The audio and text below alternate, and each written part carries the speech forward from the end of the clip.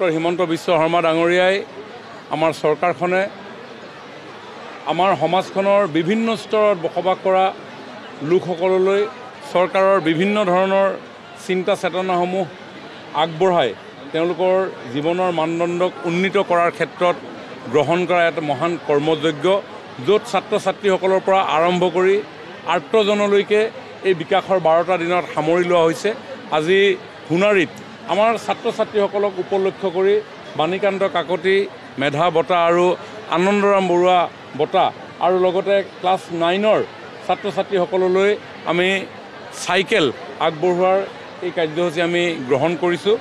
সমগ্ৰ চৰাইদেউ জিলাখনত যিসকলে উচ্চতৰ মাধ্যমিকত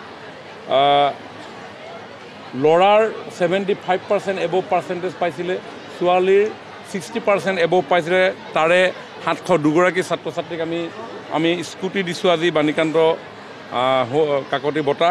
ঠিক তেনেধৰণে আনন্দৰাম বৰুৱা বঁটা আমি প্ৰদান কৰিছোঁ হাইস্কুলত যিসকলে 75% এবভ মাৰ্কছ পাইছিলে আৰু প্ৰায় 378গৰাকী ছাত্ৰ ছাত্ৰীক এই বঁটা প্ৰদান কৰিছোঁ আৰু 4016গৰাকী ছাত্ৰ ছাত্ৰীক আমি নৱম মানৰ চাইকেল প্ৰদান কৰিছোঁ। আশা ৰাখিছোঁ তেখেতসকলে আমাৰ সমাজখনৰ পৰা পোৱা এই সাহস আৰু প্ৰেৰণাৰে তেওঁলোকৰ জীৱনৰ বাটত আগুৱাই যাবৰ কাৰণে আৰু অধিক প্ৰত্যয়েৰে মন বান্ধিব।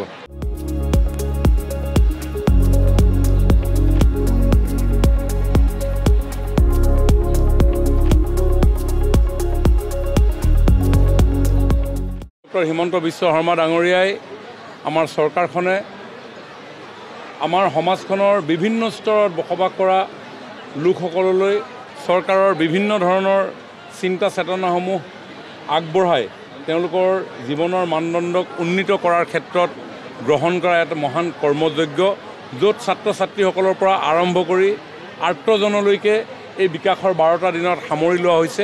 আজি সোণাৰীত আমাৰ ছাত্ৰ ছাত্ৰীসকলক উপলক্ষ কৰি বাণীকান্ত কাকতি মেধা বঁটা আৰু আনন্দৰাম বৰুৱা বঁটা আৰু লগতে ক্লাছ 9ৰ ছাত্ৰ ছাত্ৰীসকললৈ আমি চাইকেল আগবঢ়োৱাৰ এই কাৰ্যসূচী আমি গ্ৰহণ কৰিছোঁ। সমগ্ৰ চৰাইদেউ জিলাখনত যিসকলে উচ্চতৰ মাধ্যমিকত